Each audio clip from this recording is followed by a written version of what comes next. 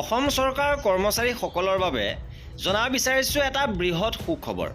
কৰ্মচাৰীসকলৰ চিকিৎসাৰ ব্যয় ঘূৰাই পোৱাৰ সন্দৰ্ভত ডাঙৰ আপডেট আহিছে। বিত্ত বিভাগৰ ফালৰ পৰা শেহতীয়াভাৱে কাৰ্যবাহী আদেশ প্ৰকাশ কৰিছে, য'ত মেডিকেল ৰিম্বাৰ্চমেণ্ট ক্লেইম সন্দৰ্ভত আছে এই কাৰ্যবাহী আদেশ। সবিশেষ আপোনালোকক জনাব বিচাৰিছোঁ, ভিডিঅ'টো প্ৰথমৰ পৰা শেষলৈকে চাই থাকিব। শেহতীয়াভাৱে অসম চৰকাৰৰ বিত্ত বাজেট বিভাগৰ ফালৰ পৰা এই কাৰ্যবাহী আদেশখন প্ৰকাশ কৰিছে। বিষয় এডভাইচ স্লিপ আৰু চিকিৎসা ব্যয় ঘূৰাই পোৱাৰ দাবী। যিহেতু বিত্ত বিভাগে চিকিৎসা ব্যয় পৰিশোধৰ বিপৰীতে জাৰি কৰা এডভাইচ স্লিপসমূহ আৰু প্ৰশাসনিক বিভাগসমূহে প্ৰকৃততে জাৰি কৰা এডভাইচ স্লিপসমূহৰ মাজত সমন্বয় সাধন কৰাৰ সময়ত তলত দিয়া বিসংগতিসমূহ ধৰা পৰিছে। বহু ক্ষেত্ৰত প্ৰশাসনিক বিভাগ আৰু ট্ৰেজাৰীসমূহে যোগান ধৰা তথ্যৰ মাজত মিল নাই। প্ৰশাসনিক বিভাগসমূহে মঞ্জুৰি পত্ৰ আৰু এডভাইচ স্লিপ জাৰি কৰিছে যদিও ট্ৰেজাৰীৰ পৰা ধন পৰিশোধ কৰা হোৱা নাই। ইয়াৰ কাৰণ বাজেটৰ অভাৱ বা সমৰ্থনকাৰী নথিপত্ৰৰ অভাৱ হ'ব পাৰে।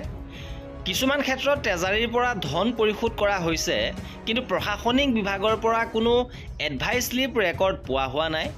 গতিকে চিকিৎসা ব্যয় পৰিশোধৰ প্ৰক্ৰিয়াটো সুশৃংখলিত কৰিবলৈ আৰু যিকোনো ধৰণৰ জালিয়াতি বা দুবাৰকৈ বিল উঠোৱা কাৰ্য ৰোধ কৰিবলৈ চিকিৎসা ব্যয় পৰিশোধ প্ৰক্ৰিয়া উন্নত কৰাৰ বাবে সকলো অংশীদাৰে লগে লগে তলত দিয়া পদক্ষেপসমূহ গ্ৰহণ কৰিব লাগিব। 1 নম্বৰত দুবাৰকৈ বিল উঠোৱা কাৰ্য ৰোধ কৰিবলৈ ফিন আছাম পৰ্টেলৰ জৰিয়তেহে এডভাইচ স্লিপ প্ৰস্তুত কৰিব লাগিব। দ্বিতীয়তে এডভাইচ স্লিপসমূহত সক্ষম বিষয়াৰ ডিজিটেল স্বাক্ষৰ থাকিব লাগিব। তৃতীয়তে চিকিৎসা ব্যয় মঞ্জুৰি পত্ৰ কেৱল DFP ৰুলছ 2022 অনুসৰি অনলাইন পদ্ধতিৰ জৰিয়তেহে জাৰি কৰা হ'ব। চতুৰ্থতে সকলো প্ৰশাসনিক বিভাগে চিকিৎসা ব্যয় আৰু এডভাইচ স্লিপসমূহ সময়ে সময়ে সকলো সংশ্লিষ্ট পক্ষৰ সৈতে মিলাই চাব লাগিব। পঞ্চমত অনলাইন মঞ্জুৰি পত্ৰসমূহ first in first out FIFO ভিত্তিত যিখন বিল আগত থাকিব সেইখন আগতে পাছ হ'ব। জাৰি কৰিবলৈ বিত্ত বিভাগে পৰিচালনা কৰা গোল্ডেন হেড ফৰ মেডিকেল ৰিম্বাৰ্চমেণ্টত সকলো প্ৰশাসনিক বিভাগক সুবিধা প্ৰদান কৰা হ'ব।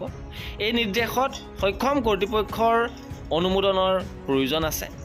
আৰু এয়াই আছিলে মেডিকেল ৰিম্বাৰ্চমেণ্ট সন্দৰ্ভত বিত্ত বিভাগে প্ৰকাশ কৰা কাৰ্যবাহী আদেশৰ সবিশেষ। আৰু কৰ্মচাৰীসকলৰ এনেধৰণৰ খা খবৰৰ বাবে আমাৰ চেনেলটো ছাবস্ক্ৰাইব কৰি ৰাখিব। ভিডিঅ'টো শেষৰলৈকে চোৱাৰ বাবে বহুত ধন্যবাদ।